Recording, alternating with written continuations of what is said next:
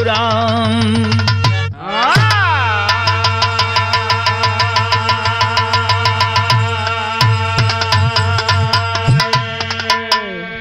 आई भैया मैं बिरहा लोकगीत गायक कलाकार राकेश यादव पप्पू। आज नटराज स्टूडियो में सामाजिक विडंबना समाज का एगो चित्रण आप लोगन के बीच में बिरहा के रूप में पेश करे जा रहल बानी। अंकुर भैया रिकॉर्डिंग रूम में ही बिरहा के रिकॉर्ड कर रहल बाना। भैया के चैनल पर आप लोगन का आशीर्वाद हमेशा बनल रहे। भूमिका के लाइन में कहना बा मास्टर साहब कैसे?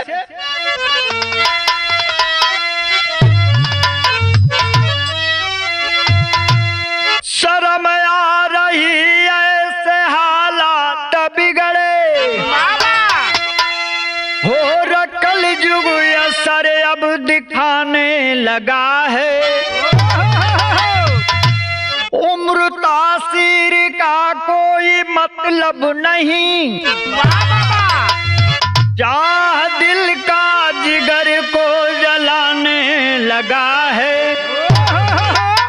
कल्पना ना किया कोई सोचा नहीं, देखो प्यासे को कुआं बुलाने लगा है। पीने से बचना तू खुद से समय है बुरा, आज मर्यादा मानो चबाने लगा है।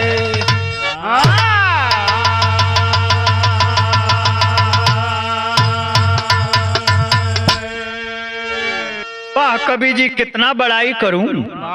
कल्पना ना किया कोई सोचा नहीं, देखो प्यासे को कुआं बुलाने लगा है। पीने से बचना तो खुद से समय है बुरा, आज मर्यादा मानो चबाने लगा। एक लाइन बिरहा में गजल लगत हमार सब कैसे बा?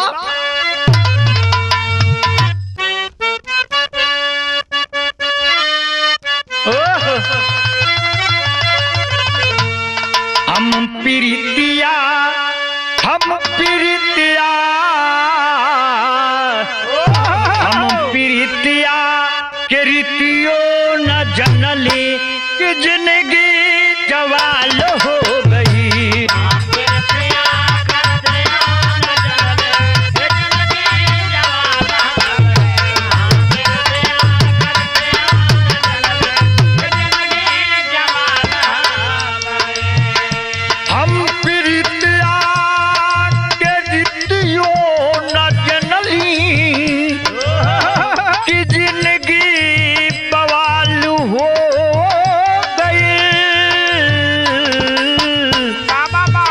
अब दुल्हा अब दुल्हा की चढ़ली जवनिया कि दुल्हन पुरान हो गई।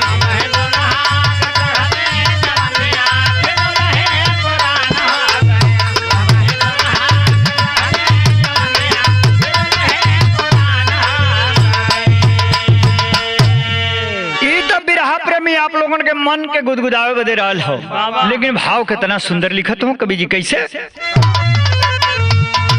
जेकर मन करी हो जेकर मन करी, अरे जेकर मन करी सूते के चटाई तगदार रजाई का करी।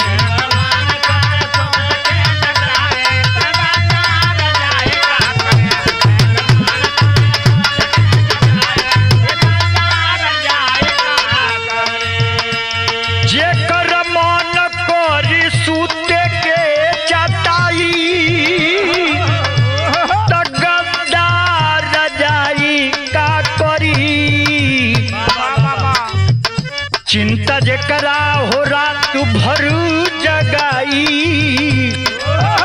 चिंता जेकरा हो रात भर जगाई तो वो भाई का करी। तो कराओ भाई का करी।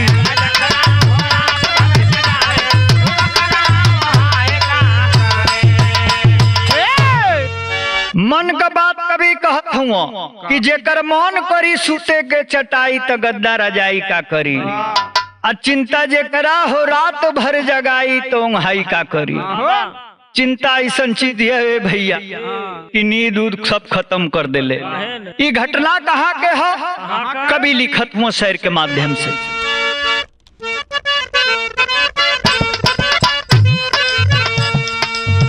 आदमी फंस गया है स्वार्थ के मुहाने में, खुद को तौल देता प्यास को बुझाने में। मानवता मौन हुई कलंकी समाज हुआ, आत्मा रो रही है कैसा समय आज हुआ। बम्बई बम्बा देवी और जीवन दानी जी, शर्म से दूर हुई देख कर नादानी जी। सिविल लाइन में संगीता देवी रहती थी, नौकरी टीचर की विद्यालय में किया करती थी। ये कहीं बेटा भैरव हो गया सगाई है, ये कहीं बेटा भैरव हो गई सगाई है। सिंदूर स्वर्ग गया बढ़ गई तन्हाई है।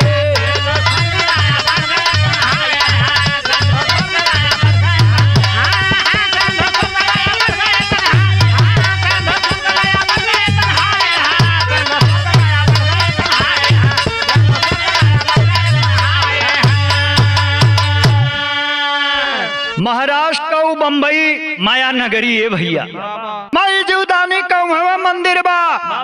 बम्बा देवी अपने आशीर्वाद से लोगन के आगे बढ़ावत ताली। वही जग जौन बा की सिविल लाइन में संगीता देवी एगो विद्यालय में अध्यापिका का नौकरी करत है। पैसा रुपया का कोनो कमी नहीं खे। एक के बेटा बाजे, बेटा का नाम वैभव बा।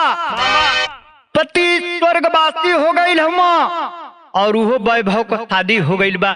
जाके दूर साउथ में वो नौकरी करता इंजीनियर। ये भैया इधर अकेले टीचर का नौकरी करके कुछ दिन के बाद जब रिटायरमेंट पौले है, तन्हाई में रहे लगल है घर में। लेकिन बिरहा के आगे बढ़ाओ तुम कवि जी, लेकिन बड़ी बढ़िया एगो तर डालत हूँ। कैसे?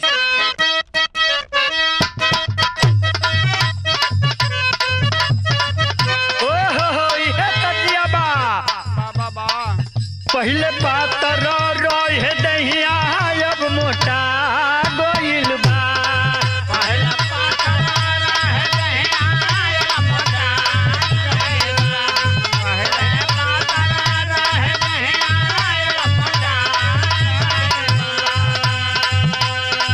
पहले पातर रोहे दहिया अब मोटा गोइल बा। पहले पातर रोहे दहिया अब मोटा गोइल बा। कमना ले जाए बलमुआ मल गोटा गोइल बा।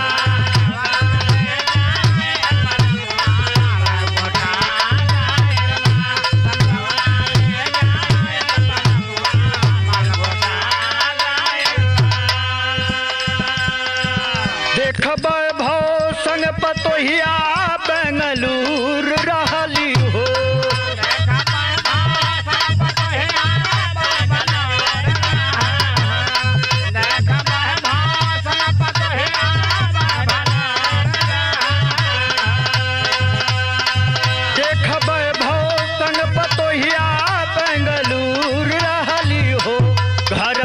संगीता अकेले मजबूर रहली हो।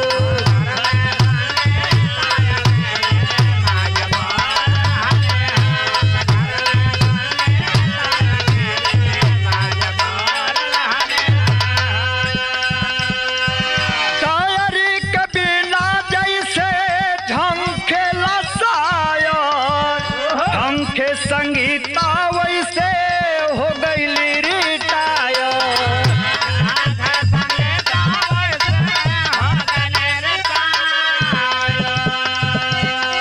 को लागल नइखे मनवा चूर चूर भइली हो।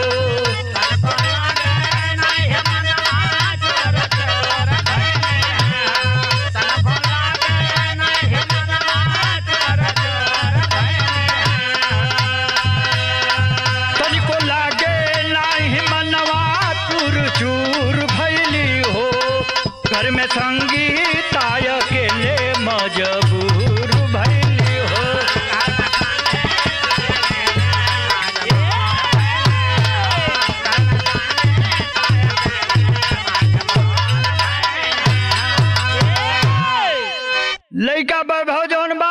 पतो के लेके बेंगलुरु में कमाता इंजीनियर बा। इधर वही बीच में रिटायर हो गए है, मन नहीं खेलागा।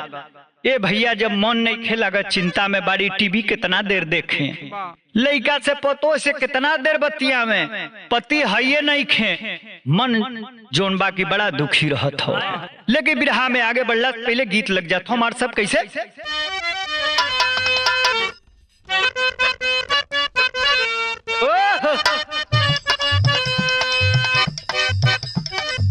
गुड़िया के गोरे गोरे गाल, गुड़िया के गोरे गोरे गाल, बिहार में बवाल कैले बा।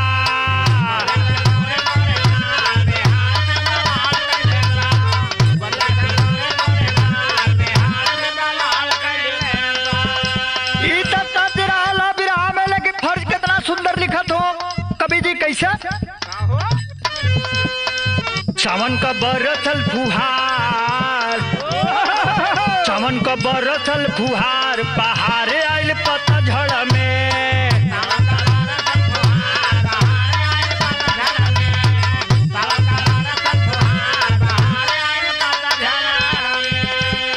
रखली संगीता किराएदार, पहाड़े आइल पतझड़ में। रखली संगीता किराएदार,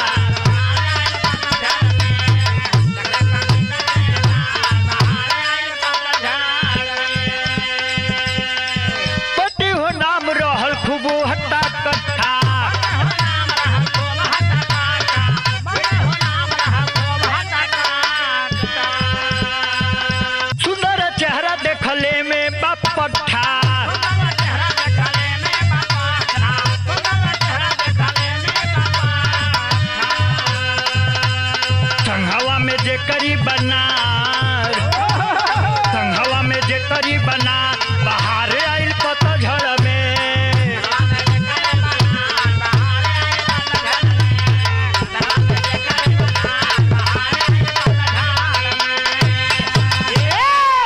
अब इन बुढ़िया सोचतिया, संगीता मैडम सोचत तारी, तब तक देखी हो भगवान का मर्जी। कलकत्ता से चल के बंटी नाम को लड़का दरवाजा पर आवाज लगौले बा, पता चलल है कि तोहरा बिल्डिंग में रूम खाली बा, हमके किराएदार रखला, हमार कलकत्ता घर बा, है हमारा आधार कार्ड बा, हमारी संगे नई नवेली हमारी दुल्हन बाड़ी। ए बाबू बात पट गई है, वही घर में किराएदार बन के जौन बा कि बंटी रहे लगल हो। संगीता का भी ख्याल करत हो। संगीता कहते कि तनी हमरा लिए सब्जी दाल ले ले, यहाँ पैसा दे तड़ी हो लिया के दे देता, सुविधे पर सुविधा बा। ए भैया नया जौन है कि दाम्पत्य आपस में प्यार दुलार करबे करी, करत हूँ अकुल, लेकिन गीत बदलत हूँ कवि जी कैसे।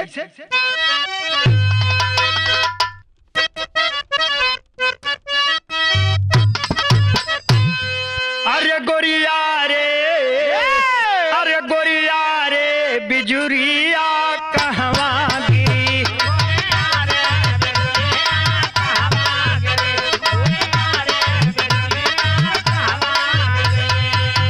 अरे रत फरली जवनिया कहवा गिरी, रत फरली गगरिया कहवा गिरी। गोरिया रे बिजुरिया कहवा गिरी।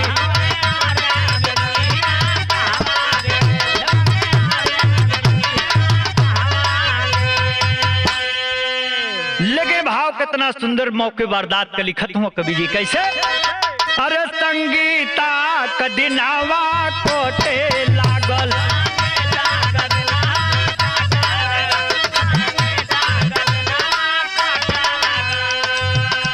अरे बंटी की घरवाली से पोटे लागल हो, अरे बंटी की घरवाली से पोटे लागल, संगीता कदिनावा कोटे लागल।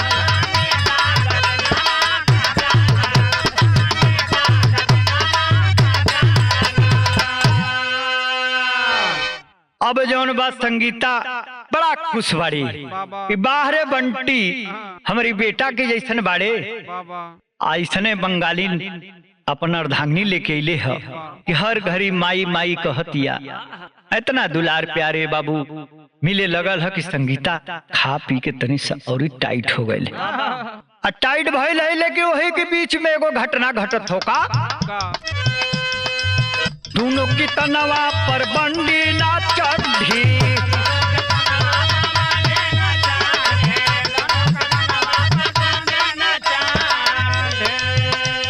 मर्द में हरारू खेलत रहल कबड्डी,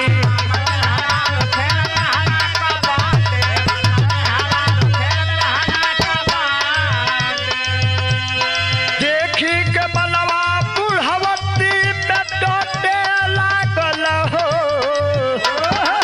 देखी के मनवा बुढ़वती में डोटे लागल, संगीता के दिनावा कोटे लागल।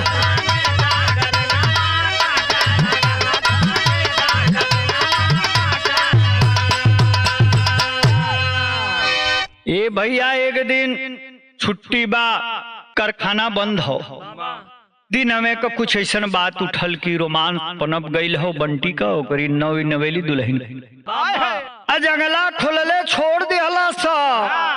ए भैया लिपटल बाड़ा सा, वही समय जो बा की संगीता गुजरत, अजब सेक्सी भरल आवाज सुनले है, तनी रुक गईली, तनी सा झकली देखली के बड़ा निक लगता, और ही झाक के देखत है, तो मुक्की पड़े झाक के देखे लगली, जब देखल है तो इनहू का मन जो न कि घबराए लागल। अब इनकी दिमाग में बाग बारे बंटी, तू तो साचो लगत तारे किसनी ले उनको भतार बाड़े। ए बाबू वही समय से इनका दिमाग में चले लगल हो पूरा बात, उम्र ज्यादा लाऊ नहीं खे करत रोमांस के, लेकिन कभी के भी रहना गई है, लिखत हम टेरी के भाव में का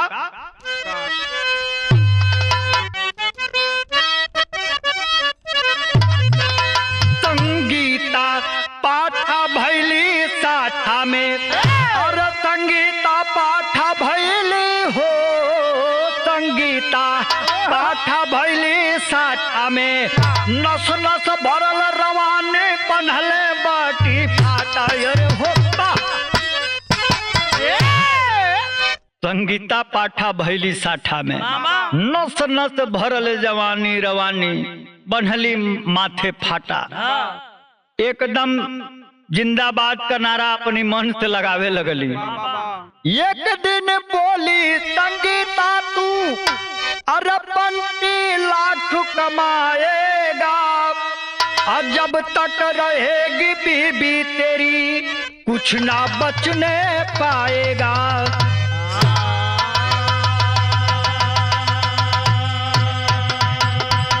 बात में आके बंटी तब बीबी को गाँव पठाया है, अरे संगीता ने सोच लिया अब जाल में भराया है।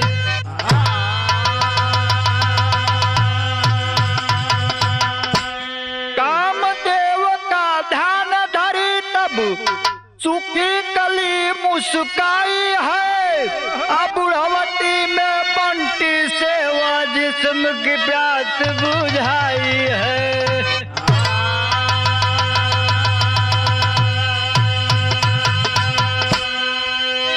अबे भैया संगीता के दिमाग में खुराफात चले लगल, अर्धनग्न अवस्था में पति पत्नी को देख के पगलाई हुई है, हवस जग गया।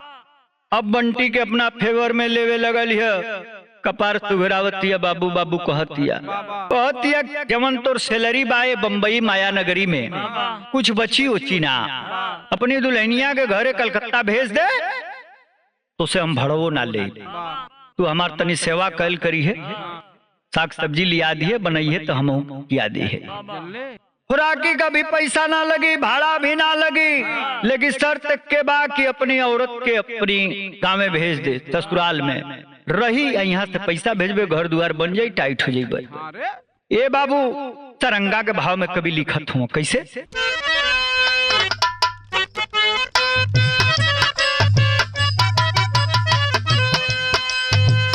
धीरे धीरे बीतल दुई ताल का दीनावा, दुई ताल का दीनावा हो, पंडित सोचेला मन मार,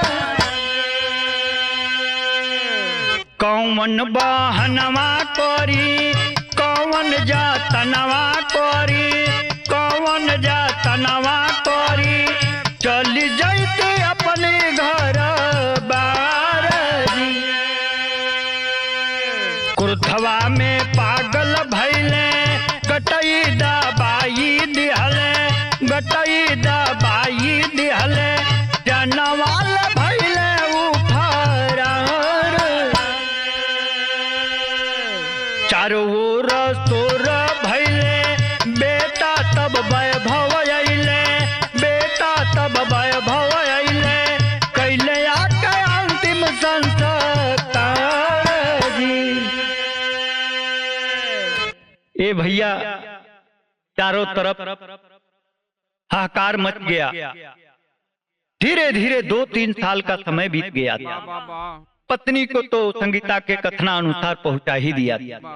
पैसा भेज रहा है लेकिन पत्नी इधर से कह रही है कि 2 साल होने को जा रहे हैं, आएंगे नहीं आप? मिलने का मन नहीं करता है कि आप किसी सौतन के झमेले में फंस गए हैं। तमाम शक बेहुती दुल्हन का बाप इधर ही जब कहता संगीता कहती कि अरे तुमको क्या कमी है, पैसा रुपया एटीएम कार्ड तुमको दे दी हूँ, 3-4 लाख रुपया है, खर्च करो जो मन में आए हो खाओ, जितना जरूरत है घर पे भेज दो, लेकिन जाओ नहीं, तुम चले जाओगे तो मेरा ख्याल कौन करेगा। ए बाबू जब समझ ना पौले है आज ही जा गई बा, कले बा बुढ़िया हमारे जीवन के नरक कर दे, ढाई के राती में जौन है के मुड़ी दबाए ई मर गई। वैभव आयल बा मंगलूर से, अंतिम संस्कार कह दिले बा, केहू के जानकारी नहीं खे, सभी हे जानल की नेचुरल डेथ। ए भैया बूढ़ होइए गई रही, 50-55 साल का उम्र, 60 साल का रहल, भगवान बुला लिया, अकेले नर्वस रहत रही। ए बाबू केहू शक ना कैल हो और वैभव अंतिम क्रिया संस्कार कर दिले हम। और इधर जब एटीएम पर नजर गई हो, एटीएम खुजाता कि माई टीचर रही है, 3-4 लाख रुपया से कम इनके अकाउंट में हुई। जब वैभव गइल बा बैंक में तो बैंक मैनेजर कह रहा है कि एक पैसा भी नहीं है कि पापड़ में बिरहा के आगे बढ़ाओ था कभी जी कैसे।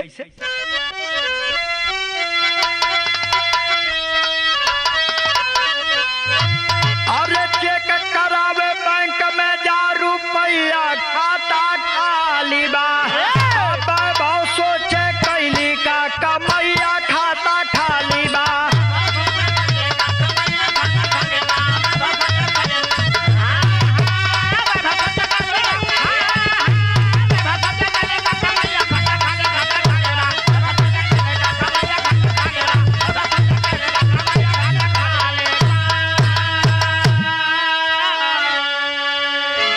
एटीएम का कैमरा खुलाइल तवनी हो बार हो, मिलल सबूत बंटी फैल गिरफ्तार हो। कलकत्ता का बंटी बरावैया खाता खाली बा, भेद बतावे हमें मुदैया खाता खाली बा।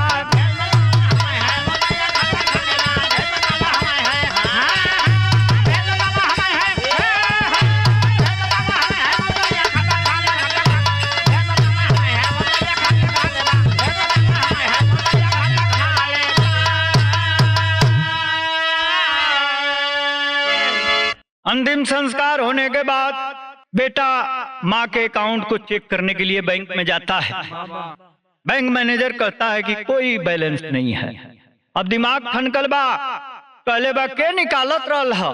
बैंक मैनेजर कहा है कि एटीएम से सारा पैसा निकाला गया है, हर महीने निकाला जा रहा था 2-3 साल से लगातार। और कौन निकालता है? अब एटीएम का सीसीटीवी कैमरा खंगालल गई है, बंटी उहे जौन भड़ैता बा उहे सगरी पैसा निकल ले हो।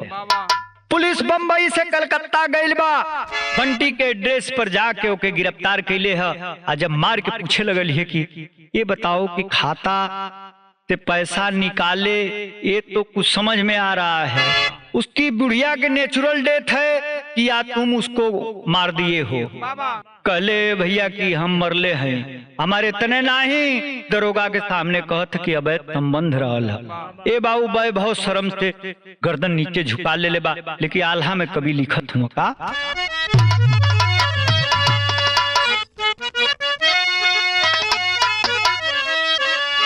आदमी लाचार हार जाला जब केहू से भैया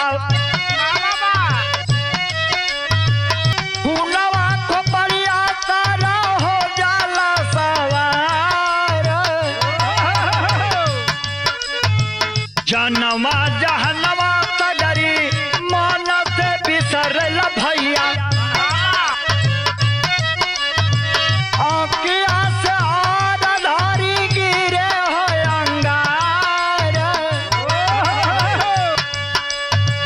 बंटी बतावे संग गीता का कहानिया भैया बुढ़ावती में वैभव तुहार माई कैली प्यार 3 साल हमारा के नरक में डूबवली भैया जनवा होली हलीन कर होई के लाचार सुनी के दरोगा जी को धोला के करे जवाब बाबू वैभव बैठ गईले दैते सुनबा हो का पार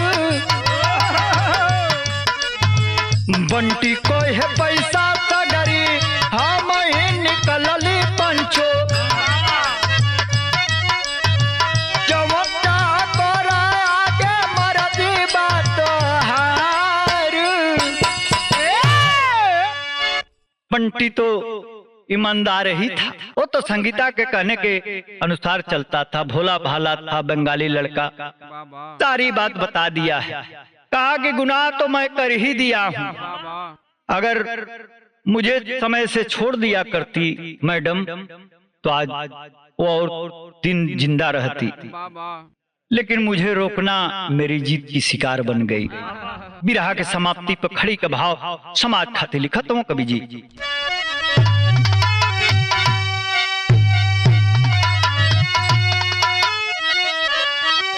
और मानवता का इससे जब अपमान होई है, कैसे समाज कई दुनिया में उठान होई है।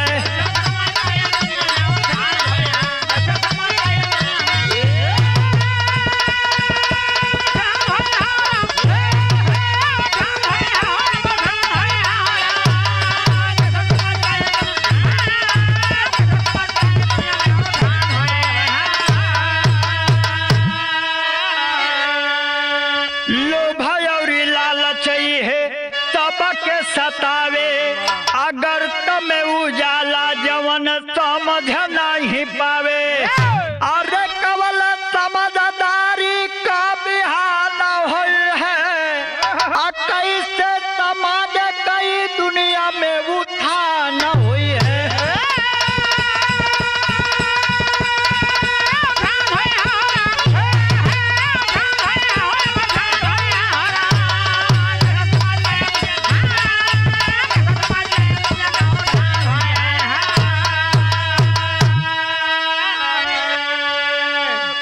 कुसुम्बरा स्वामी गुरु भोला चोला बदल के गईले, अरे कभी दिने सहारा कद को सुन के मन ही मन शरमैले हो। संगीता पाठा भैली साथा में राकेश यादव पप्पू बिरहा से दिल जीता। संगीता पाठा भैली साथा में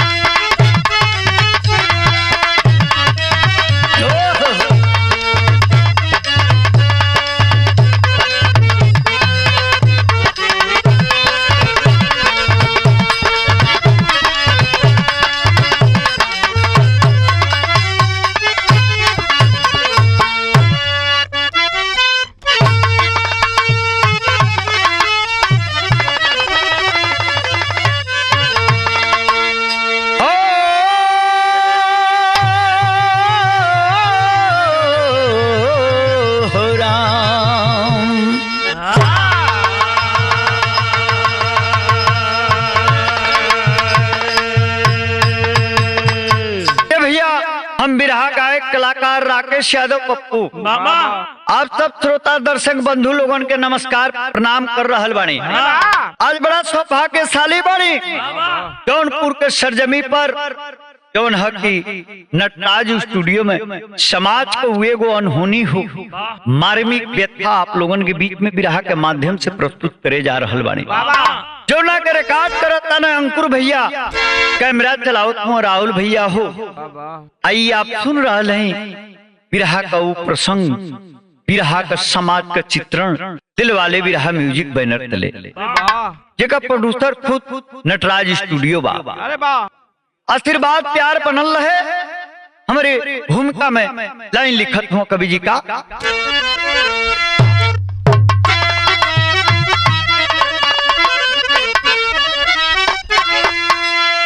रो रही आज मानवता है दर बदर, क्योंकि दानव का चौदुस ठहाका लगाए। बात छोटी भले किंतु बनती बड़ी, समझने के बदले सभी उलझाए। कानून भी बन के बैठा अपाहिज, नहीं तो तमन्ना कोई हाथ ना उठाए। क्या है कहूँ और किससे कहूँ, किसी के समझ में ब्रिजराज न आए।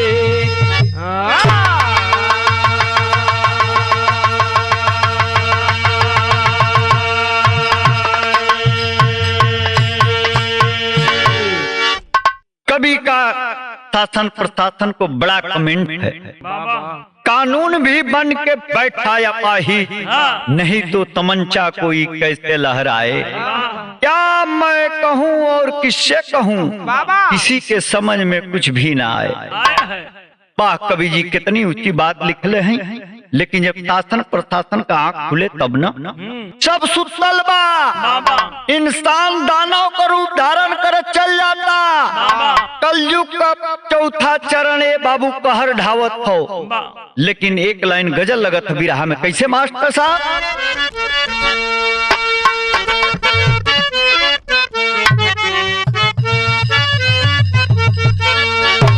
अरे आए हो मेरी जिंदगी में तुम बहार बनके,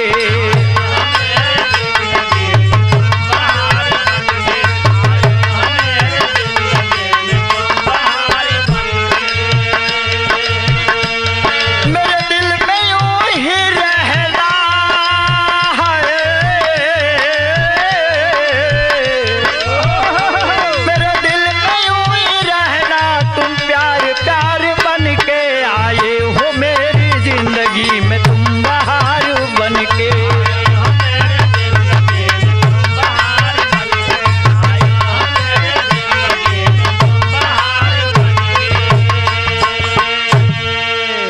ये तो फिल्मी धुन रहा है, लेकिन फर्ज कितना सुंदर बिरहा में कभी लिखत हुआ का।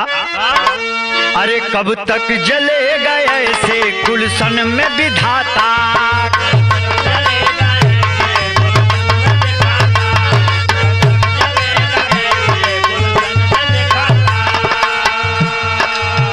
हमारे दो समझ में कुछ भी नहीं आता। कब तक जलेगा ऐसे गुलशन में विधाता,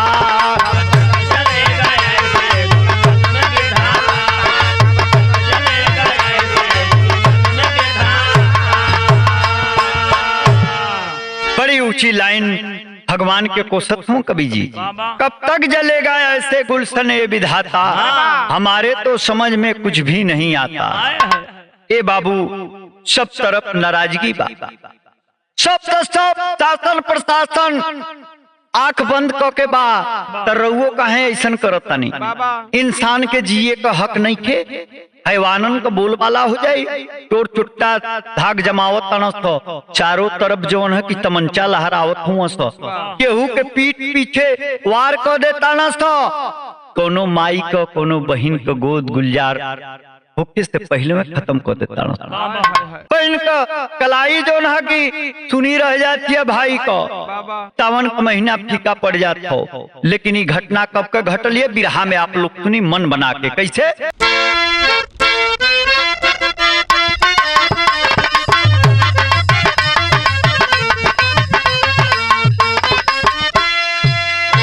रक्त से तकरीक जाऊं,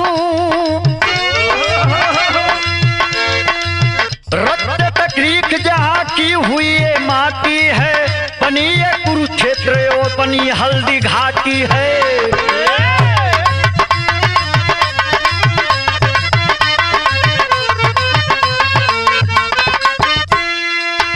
आज कानून का मतलब ये मोरे भैया, आज कानून का मतलब नहीं नजर आता, रहता कानून तो ऐसे ना कोई मर जाता।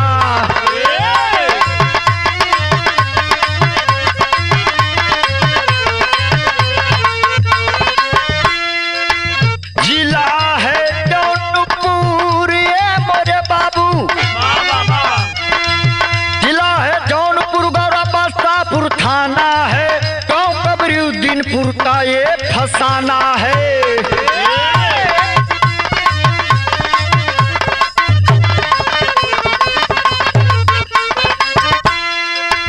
पिता है रामजीत ये मोरे भैया,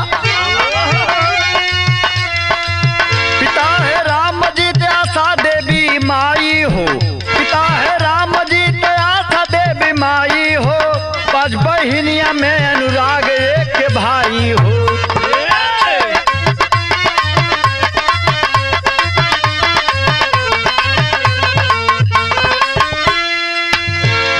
रहे पटीदार लालताया तो ये मोरे बाबू,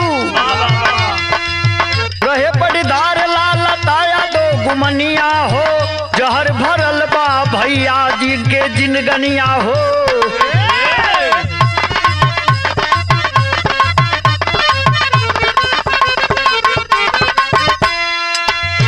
दरोगा बेटा हुआ ये मोरे बाबू, दरोगा बेटा हुआ और जोर बढ़िया आइल बा, गांव के बंजर सगरी अपने में अपनाइल बा।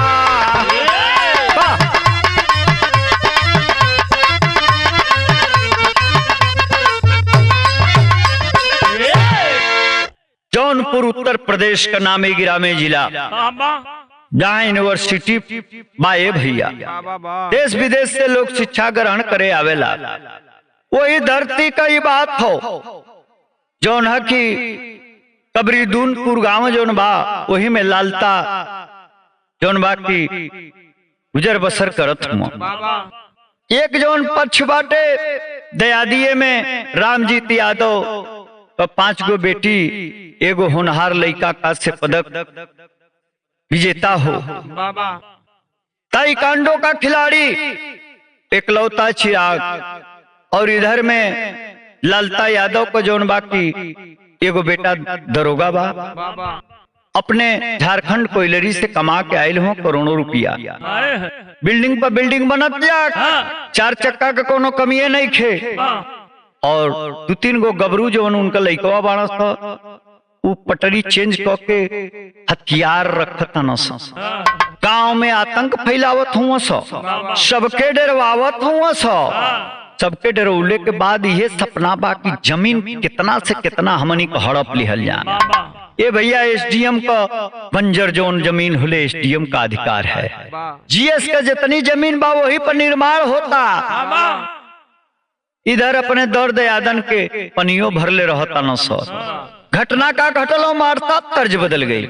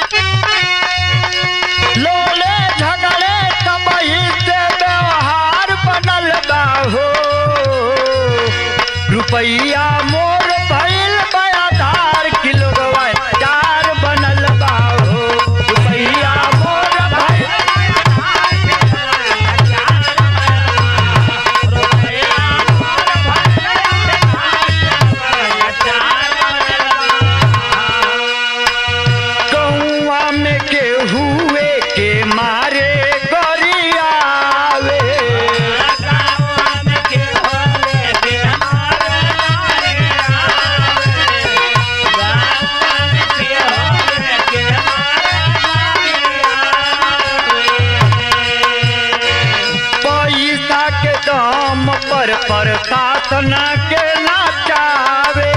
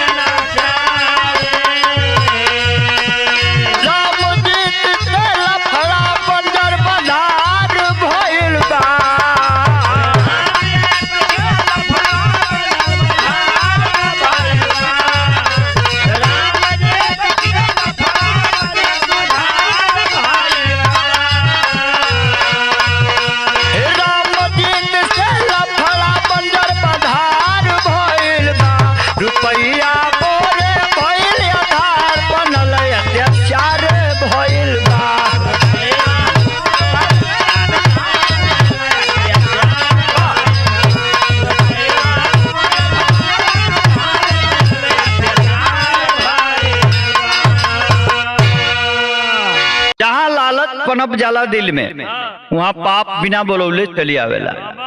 इधर तो दिमाग में चलता कि जितना अंजर बंजर बा तगरी हड़प के अपन बना ले। ए बाबू जमीनिया वही जो रह जाई, खाली हाथ आई ले खाली हाथ जाए के बाद ये बस शिक्षा का बात हो। अब मन के जे ताध लिहल हुए जीवन जी लिहल। फिर हमें आगे बढ़ला पहले तर्ज बदलत हमार तब कैसे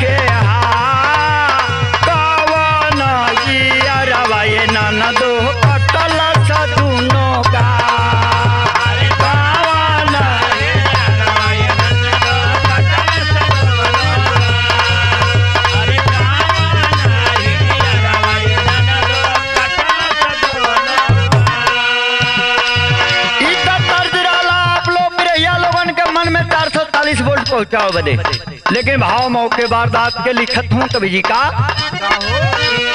भइल पंचायत तब भइल पंचायत तब बचल गइले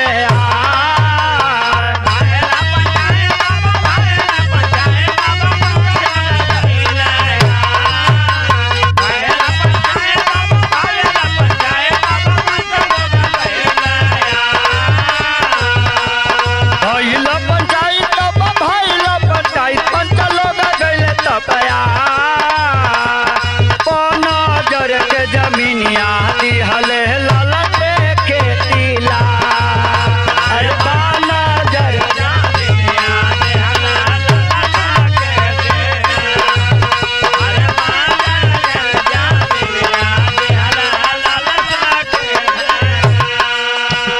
बेटावा ना भोरल मांगे रोडल सीधाई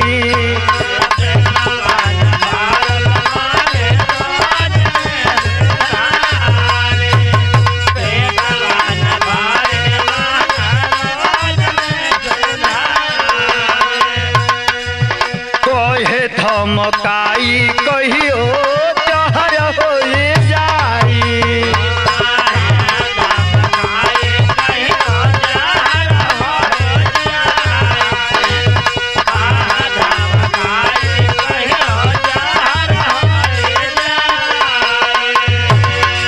कही दिया नवा पाया कही दिया नवा कहियो दे बुझा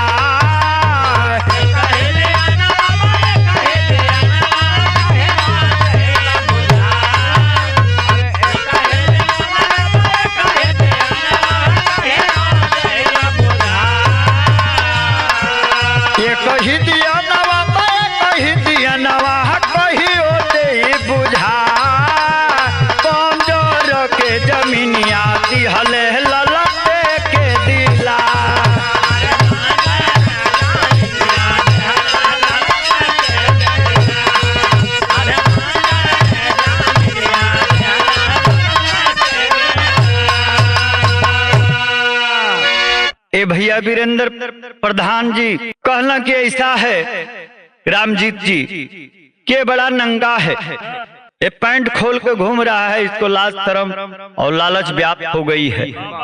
ऐसा करते हैं कि आपका एक ही बेटा है, जीने खाने की बहुत जमीन, ये टुकड़े भर जमीन इसी को दे दीजिए।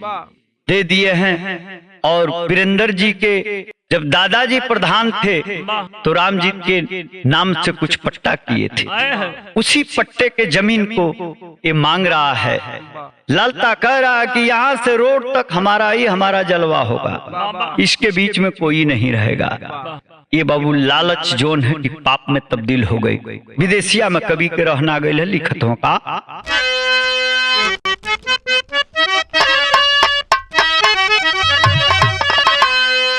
ये बाबू धनवा जमीनिया हो, यही जन छूटी जाई, तब काहे लगावा बहावतावे खुनावा।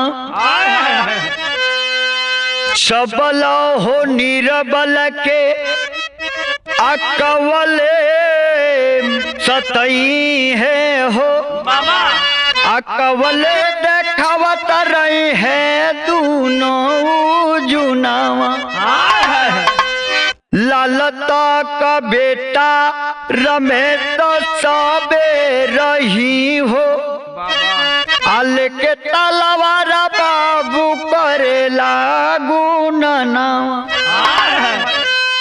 आदतुआ न कोई अनु राग मुँह धोवत रहले, अबाड़े लागला भूखा मम्मी काढ़ जल्दी कोनो। चार कदम घर ओर पढ़ले बीरानावा हो, काटे तलवारिया ते पापी गरदनावा। मुड़िया लगाई गईली आधड़ा छट पिटाए लगली, अलोहू में रंगाई गईल धरती और मोयनू। ए भैया माई कह तारीख ये बेटा 30 अक्टूबर को दिन हो, 31 के दीपावली, 30 के सुबह में दत्तवन तोड़ ले बा आ करत जात हो ही जमीन विवादी जमीन के तरफ आघात लगा के लालता का बेटा रमेश तलवार धार करके साथियों उस झुंगी में छुपा हुआ था। क्या पता था उस मासूम बच्चे को ताइक्वांडो का खिलाड़ी कांस्य पदक लाया था, सपना सजाया था कि गोल्ड मेडल लाएंगे, अपने देश का नाम ऊंचा करेंगे। ये बाबू हत्यारा रमेश इक्के बार वार के लेवा गर्दनवा कट के जोन की अलग हो गई। माई पिछवा से देखा ताड़ी, माई के सामने बेटे का मर्डर हो रहा है साथियों। उस माँ के कलेजे पर क्या बीता होगा ये कहने की बात नहीं है। मुड़िया लेके अचरवा में रोत या माई तेरी का भाव लगत हो कैसे।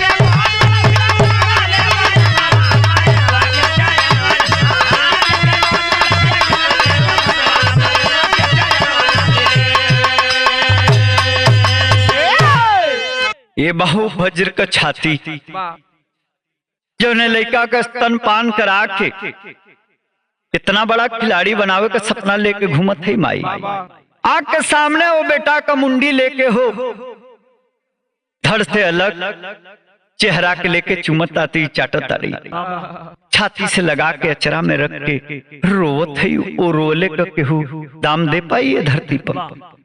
तर्ज बदल गई मार था, बड़ी मार्मिक तर्ज हो कैसे।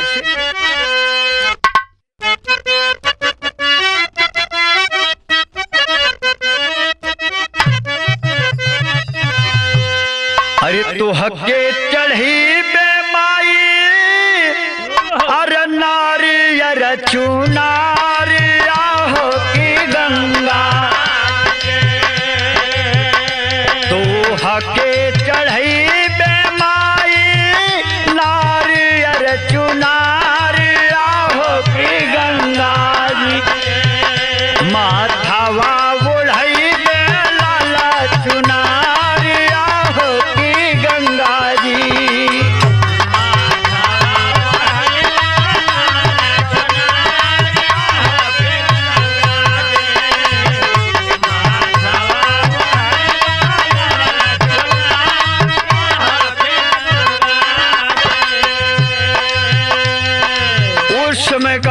कवि जी लिख रहे हैं, ओ मतारी विवश होके जमीन पर बैठ गई साथियों, बेटे के गर्दन को लेके रो रही है, चूम रही है, चाट रही है। उस समय का भाव कवि ने लिखा क्या? गोदिया में लतिया लेके कारली रुदानवा हो मयनवा देखबा, गोदिया में लतिया लेके कारली रुदानवा हो मयनवा देखबा, मुहवा में आवल चाहे परानवा हो मयनवा देखबा।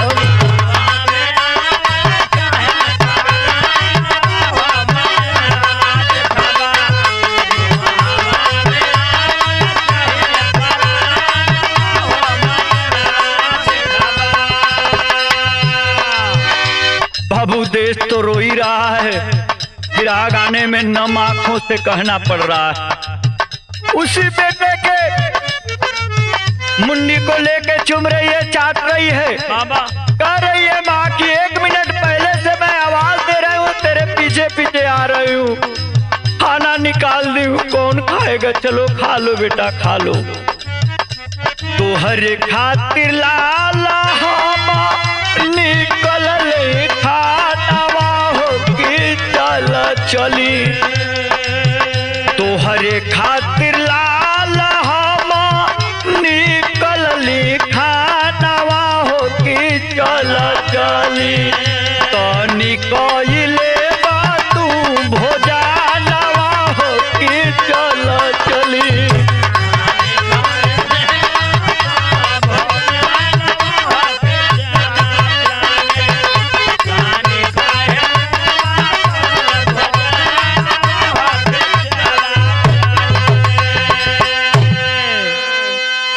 ए भैया माई बेशुद्ध पागल का रूप धारण कर लेते, कहते कि अरे तू यहाँ धड़ अलग मुंडी अलग कहे न बोलो, तारे चल खाना निकाल के आयल बनी, हाले भर पेट तो के गोल्ड मेडलिस्ट बने के बाद राष्ट्रपति से पुरस्कार पावे के ह। माई का दिमाग शून्य हो गई है, लोग चीख पुकार सुन के आयल है, गांव का प्रधान जी आयल हुआ, सब सांत्वना देता, लेकिन ये बाबू पिजड़ा छोड़ के उस बनवा उड़ गई है। तर्ज लगत हमार तब कैसे बा?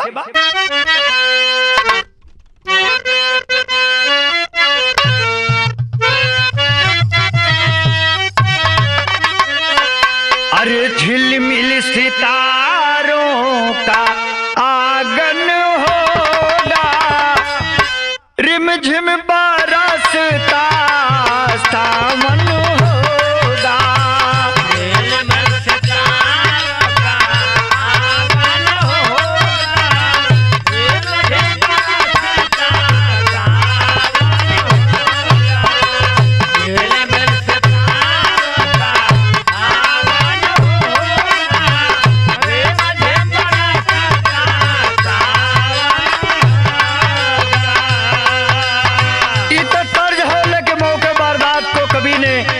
पन्ने पर उड़ेल दिया है क्या? लसिया पे गिर के बहिनी कोरेली रुदानावा, भइल बेहोश माई बोल हो बीरनवा, लसिया पे गिर के बहिनी कोरेली रुदानावा, भइल बेहोश माई बोल हो बीरनवा, लसिया पे गिर के बहिनी सावन में जहिया रक्षा बंधन हो आई,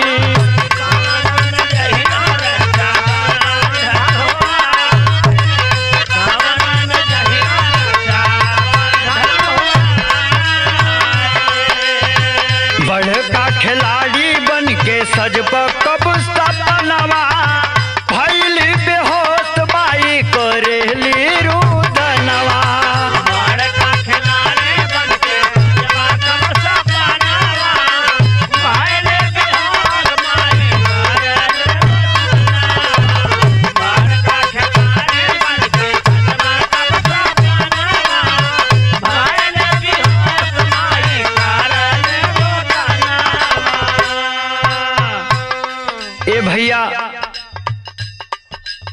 बहिनी कुल जाके कह तरीके के करा कलाई में राखी बांधल जाई, ले जाके घर से मुड़िया के जोड़ो तड़िस कह तड़ी से बाबू तो को गोल्ड मेडल ले आओगे बा, हमन के शादी विवाह में बढ़ चढ़ के हिस्सा ले के बा, के लावा पर्ची और तो केहू बाना, सब लोग दुश्मने बा। ये बाबू के सुने वाला बा, भगवान का मर्जी जो रहल तो उन्हें हो गई, लेकिन पापट में कवि के लिखे पड़त हो का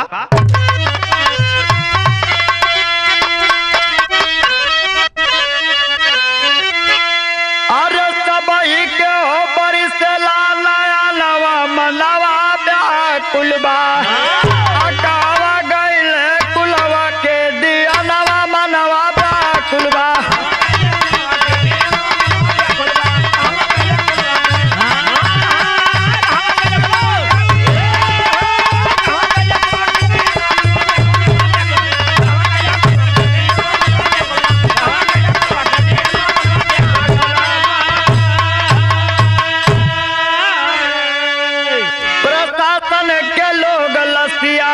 चीर घर पाठा वाले हो अजानत मारा अपराधी के जनता गौरव बढ़ावले हो।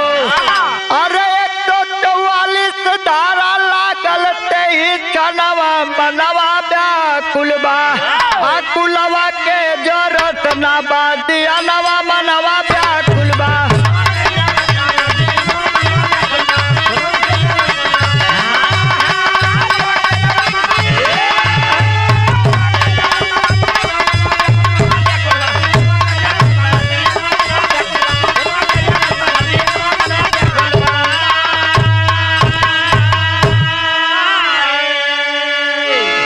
चारों तरफ माहौल गमगीन हो गया साथियों। प्रधान जी वीरेंद्र जी आते हैं, यादव जी थाने को खबर देते हैं, थाने से ये भैया इतना एक खिलाड़ी का मर्डर हुआ है, मामूली कोई बात नहीं, आम आदमी भी होता तो इतना ही सक्रिय होना चाहिए शासन प्रशासन। राजस्व विभाग की लापरवाही और शासन प्रशासन की लापरवाही हमारे देश से भावी गोल्ड मेडलिस्ट खिलाड़ी को छीन लिया। ये बाबू 6 लोगन के नाम से नामजद FIR भइल है, 5 गो तो गिरफ्तार हो गई, लेकिन एगो बहन भी भागल बा। उम्मीद है कि शासन प्रशासन उसे गिरफ्तार कर लेगा, गिरफ्तार करके और जेल में सरकारी खजाने से अनाज खरीद के पाले, ये भी गलत। उस माँ के कलेजे में ठंडक कब आएगी कि दौड़ा कर सरेआम उसे गोली से भून दिया जाए, ताकि कोई और तलवार न लहराए, तमंचा न लहराए और किसी माँ की गोद सुनी न पड़े। आल्हा के भाव में कभी लिखत हुआ का अरे बिगड़ेल बतिया तब ना आवेल अकिलिया भैया, नहीं केहू सुने वाला मिले हो गोहार। दरोगा जी पूछे तब लोकेशन बयानवा भैया, केहू पर शंका तो बतावे ही बाहर। वीरेंद्र के कई ले लो केसन के जिकरिया भैया, वीरेंद्र के पकारी होला एथन मझार। पहिले तयाना कानी करे ऊ पपिया भैया, ये दवा पतवले परल जाबाती हो मार। इसका कह गया हमसे पगिया जरवल शीशा है, कोई मेरा दयाल अलस गरादन उतार। प्रधान जी के डांट फटकार लगौले हूँ, चलो लोकेशन बताओ उसका। ग्राम प्रधान हो, इतना नहीं जानते हो कहाँ जा सकता है कहाँ नहीं। जब इतना अत्याचारी थे, खुखार बदमाश थे, तो कोई एप्लीकेशन दिया थाने में? कैसी घटना हो सकती है? अथवा प्रधान जी किए साहब गौवा भर परेशान बा उन्हन, इतना पैसा को उन्हन के जोश। खड़ी के भाव में बिरहा के समाप्ति करते हो कवि जी कैसे।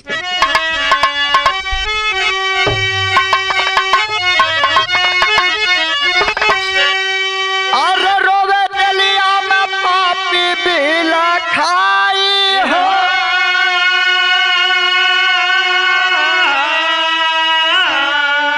मारी गोलियां तू दे अब उड़ाई हो, मारी के गोली।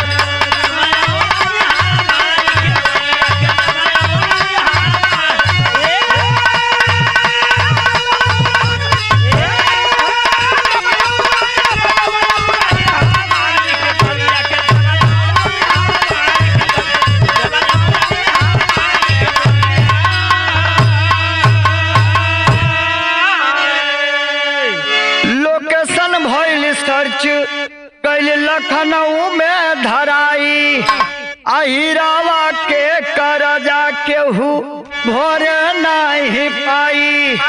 और लोगवा जुट के करत बयसिया बहाई,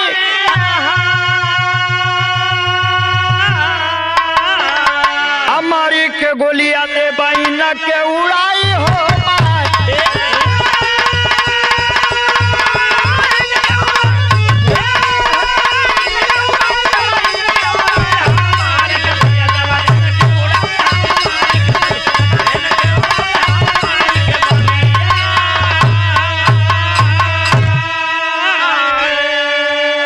कुसुमपराग स्वामी देव कहे स्वर्ग के देश, अरे कहे सुरंदर काशी की भरल बड़ा कलेश हो। बयनवा रेखा स्वामी से कहे